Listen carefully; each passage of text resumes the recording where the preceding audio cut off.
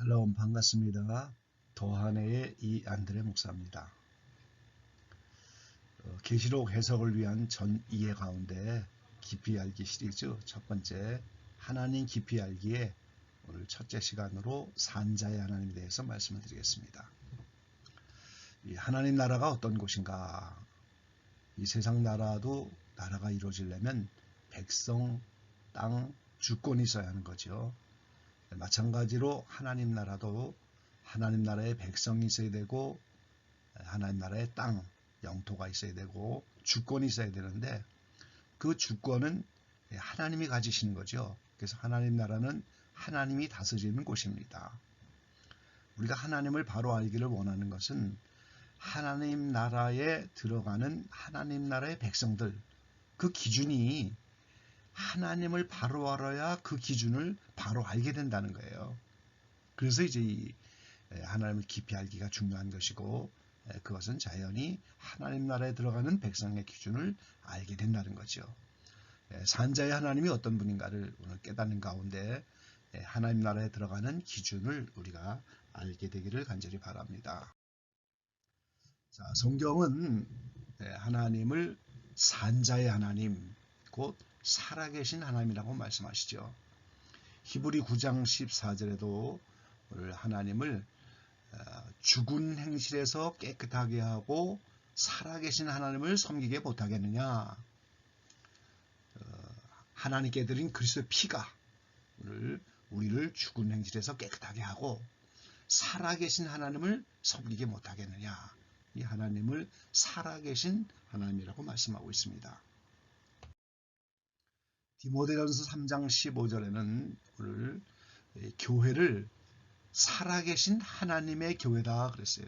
이 교회는 진리의 기둥과 터, 진리라고 하는 기둥으로 세워지고 예수 그리스도라고 하는 진리의 터 위에 세워진 교회인데 교회가 살아계신 하나님의 교회다. 하나님이 살아계신 하나님, 곧 산자의 하나님이다. 이렇게 성경은 증거하고 있는 겁니다.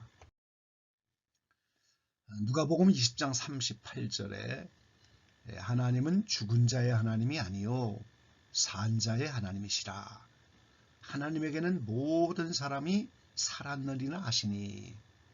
누가복음에만 말씀하신 것이 아니고 마태, 마가 성경에 여러 번 하나님은 죽은 자의 하나님이 아니요 산자의 하나님이시다. 하나님에게는 모든 사람이 살았느니라. 이 의미가 뭐겠습니까? 자, 이 산자의 하나님 가운데서 오늘 이 산자라고 하는 말은 누가복음 20장 34절로 36절에 보니까 이 하나님 나라에서는 장가가고 시집가는 일이 없다 그랬어요. 다시 죽을 수도 없다 그랬어요. 천사와 동등하다 그랬어요. 부활의 자녀로 하나님의 자녀가 됐다 그랬어요. 이게 산자의 의미인데 공동 번역에는 이것을 아주 좀 알기 쉽게 표현을 해놨습니다. 예수께서 이렇게 대답하셨다. 이 세상 사람들은 장가도 들고 시집도 가지만 죽었다가 다시 살아나 저 세상에서 살 자격을 얻은 사람들은 장가드는 일도 없고 시집가는 일도 없다. 그들은 천사들과 같아서 죽는 일도 없다. 또한 죽었다가 다시 살아난 사람들이기 때문에 하느님의 자녀가 되는 것이다. 이 죽었다가 다시 살아나는 게 부활이 아니겠습니까? 부활을 얻었기 때문에 하나님 나라 저 세상에서 살 자격을 얻은 사람들이다 그렇게 말했어요. 죽었다가 살아난, 다시 말하면 부활한 사람들이기 때문에 하나님의 자녀가 되는 것이다 이렇게 말했어요. 이 산자는 부활한 사람입니다. 부활했기 때문에 하나님 나라의 살 자격을 얻는 것이고 부활했기 때문에 하나님의 자녀가 되는 것이다. 이렇게 번역을 했다는 거죠. 자, 반모섬에 나타난 예수님의 모습을 요한계시록 1장 17절로 18절에 보면은 내가 볼 때 그 발 앞에 엎드러져 죽은 자같이 되매 그가 오른손을 내게 얹고 가라사대 두려워 말라 나는 처음이요 나중이니 곧 산자라. 내가 전에 죽었었노라 볼지어다. 이제 세세토록 살아있어 사망과 음부 여세를 가졌노니. 십자가에 달려 죽으셔서 우리를 위한 속죄의 피를 다 흘리신 예수님인데 오늘 그분이 다시 살아나서 내가 전에 죽었었는데 다시 살아나서 이제는 세세토록 살아있어. 영원히 죽지 않는 부활, 영원히 죽지 않는 하나님의 생명을 덧입었기 때문에 예수님은 곧 산자라 이렇게 표현하죠. 그래서 산자는 죽었다가 살아나서 하나님의 생명을 얻은 자들이요, 예수님처럼 부활을 입은 자들을 산자라고 하는 겁니다. 그래서 산자는 부활을 통하여 산자가 되는 것이고, 산자의 하나님 앞에 선다 하는 것은 오늘 부활을 통하여 산자가 돼야만 살아계신 하나님, 산자의 하나님 앞에 서게 된다는 것이죠. 자, 이 말씀을 좀 더 이해할 수 있는 계시록 6장 9절로 11절의 말씀이 있는데, 계시록 6장 9절에 보면 다섯째 인을 떼는 장면이 나옵니다. 그때 이제 죽임을 당한 영혼들, 순교자들이죠. 그들이 제단 아래에 있어갖고 우리를 심판하여, 저들을 심판하여 우리 피를 신원하여 주지 아니하시기를 어느 때까지 하겠습니까? 근데 그때 그들에게 흰 두루마리를 주시고 너희 동무종들 함께 형제된 자들이 함께 죽음을 받아 그 수가 차기까지 하라. 예수님이 이렇게 말씀하셨어요. 자, 이 다섯째인 계시록에는 일곱 인, 일곱 나팔, 일곱 대접장이 나오는데 인을 떼는 것이 큰 환난 직전에 떼어지는 거예요. 많은 계시록 해석을 인을 뗄 때부터 심판하는 걸로 착각을 하고 있는데 오늘 인을 떼는 것은 재료만 준비하는 겁니다. 그래서 첫째 나팔이 부러지는 8장 7절부터 심판이 시작되는 것이고, 인은 재료 준비인데 다섯째 인을 뗄 때 오늘 순교자들이 나타난 거예요. 이 바로 예수님 초림하여 인을 뗄 때까지, 곧 예수님이 재림하기 직전까지 교회 시대의 모든 순교자들이 나타났어요. 근데 오늘 이들이 있는 곳이 제단이다 하는 사실을 우리가 알 수가 있어요. 하나님 나라에는 이제 장막성전이라고 하는 하나님의 성막이 있죠. 그래서 거기 성소와 지성소가 있을 터인데 그 성소와 지성소는 추수한 영혼들이 머무르는 곳이에요. 근데 오늘 이들은 제단에 있다. 이들은 아직 추수가 되지 않았다는, 하나님 앞에 나가지 못했다는 거예요. 그리고 이들이 흰 두루마리, 그게 흰 옷인데 오늘 흰 옷은 의인이 되었다고 하는 증표로 입게 되는 옷이에요. 그래서 천국 가려면 누구나 반드시 흰 옷을 입어야만 천국 가는데 이들은 인을 뗄 때 비로소 오늘 흰 옷을 받고 있는 사실을 알 수가 있는 거예요. 그리고 동무종들이 차기까지 기다리라. 그래서 오늘 하나님은 개인적으로 추수하는 것이 아니고 오늘 묶음으로 추수한다는 사실을 알 수가 있는 거죠. 그래서 예수님 공중강림할 때는 계시록 14장에 나오는 처음 익은 열매들, 바로 예수님의 신부되고 이기는 자들을 추수했습니다. 그 다음에 두 번째 추수라고 하는 말은 없지만 두 번째 익은 열매들이 순교자들인데 그 순교자도 한 묶음으로 교회 시대 전체 순교자들과 오늘 7년 대환란 때 일어나는 순교자들이 함께, 그래서 이들이 함께 추수되어서 오늘 천년왕국의 부활체, 첫째 부활로 나타나는 걸 우리가 볼 수가 있어요. 그래서 이 순교자들이 교회 시대 동안에 다 순교하며 영혼과 육체가 오늘 갈라져서 그 영혼이 영계로 들어갔는데 오늘 그들이 인을 뗄 때 비로소 그들의 영적인 모습들의 변화가 오기 시작해서 그때 흰옷을 입는 거예요.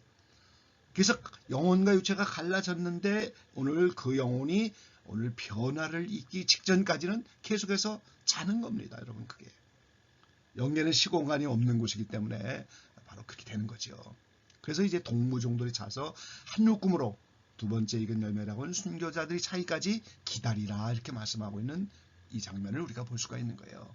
그래서 오늘 개인적으로 천국 가는 것이 아니고 다 부활을 해서 산자가 돼야 오늘 하나님 나라 들어가는. 천년왕국은 어떤 곳입니까? 하나님 나라잖아요. 메시아 왕국이. 하나님이 예수님을 통해 다스리는 나라인데 그 나라에 들어가려면 오늘 이들이 부활체를 입고 들어가는 걸 알 수가 있어요.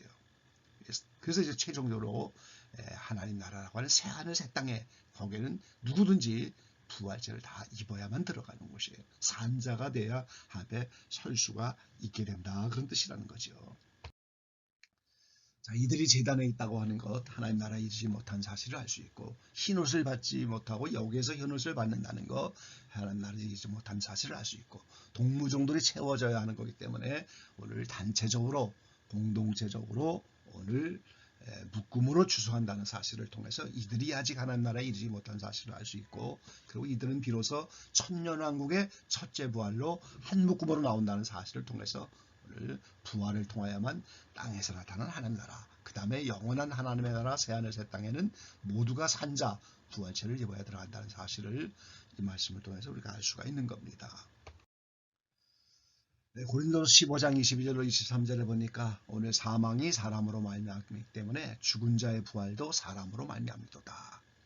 아담 안에서 모든 사람이 죽음까지 그리스도 안에서 모든 사람이 삶을 얻으리라. 이 삶이라고 하는 개념이 오늘 영혼과 육체의 모든 삶을 말하는 거예요. 예수님처럼 부활하여 사서 영원토록 사는 삶을 얻어야 산자가 되는데, 근데 이게 부활이 차례대로 된다 그랬잖아요. 영혼이 먼저 익은 순서대로 부활도 차례대로 되는 거죠. 그리고 이제 혈과 육은 우리가 기업을 받을 수가 없다고 그랬잖아요.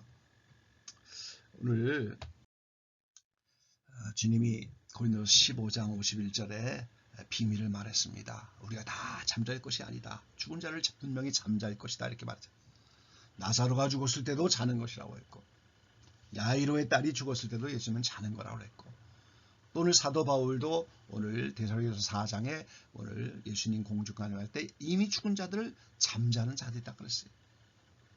영혼의 상태 변화가 없는 그것을 오늘 자고 있는 것으로 이렇게 표현합니다. 시공간을 초월한 영계의 세계이기 때문에 그게 가능한 거지요.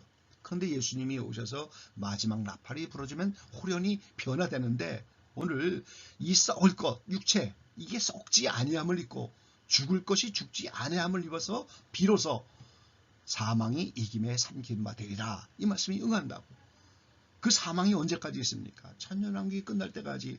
그래서 백보자 심판이 끝나고 나서 그 사망이 음부로 던져져서 그때까지 계속 한 묶음으로 하기 때문에 오늘 계속해서 이기는 자가 그때까지 돼야 되는 것이고, 오늘 그때 비로소 사망이 없어지기 때문에 모두가 썩지 아니할 이 부활의 몸을 입고 산자가 돼서 오늘 하나님의 나라에 들어가는 거예요. 이렇게 전국은 산자의 하나님 앞에 산자가 돼서 부활의 몸을 입어야 들어간다는 사실을 우리가 알 수가 있는 거죠. 이 초대교회부터 이론론, 이원론 사상이 이제 인류 역사를 지배해온 사상들인데, 초대교회부터 이원론을 가진 헬라파 사람들에 의해서 오늘 모든 성경 교리와 모든 신학이 정립되어 왔기 때문에 하나님은 이 헬라라고 하는 이방인의 구원 시대를 열기 때문에 이걸 허락하신 거예요. 그래서 대부분의 교리들이 이원론적으로 영혼과 육체를 분리해서 나눠서 육체는 아직 오늘 구원을 못 받았는데 영혼만 구원받는 걸로 착각하는 거죠. 오늘 요한계시록에 예수님은 오늘 뭐라고 말씀합니까?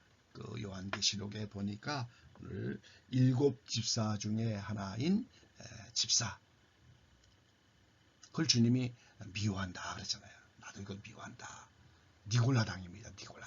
니골라당을 미워하는데, 그 니골라당이 영지주의인데 이원론에 그 기반을 둔 거예요. 그래서 영혼과 육체를 나누는데, 오늘 이방인의 충만한 수인 헬라의 이방이 다 찾기 때문에 다시 이스라엘 백성이 구원을 얻고 이스라엘이 섬기는 하나님은 이론론의 하나님입니다. 그래서 이론론과 이원론에 대해서 오늘 잠깐 다음 시간에 이제 말씀을 드릴 건데, 이거는 따로 책으로 편집을 해서 이렇게 소개를 하려고 합니다. 어떻든 오늘 결론은 산자의 하나님 앞에는 산자가 돼야 오늘 하나님 앞에 서고, 오늘 누가복음 20장의 그 공동번역의 말씀처럼 죽었다가 살아났기 때문에 하나님의 자녀가 되는 것이고, 죽었다가 살아났기 때문에 하나님 나라 들어갈 자격을 얻은 것이다. 이 말씀을 우리가 깊이 깨달아야 되고, 하나님은 산자의 하나님이라는 사실을 먼저 분명히 알아야 될 줄로 믿습니다.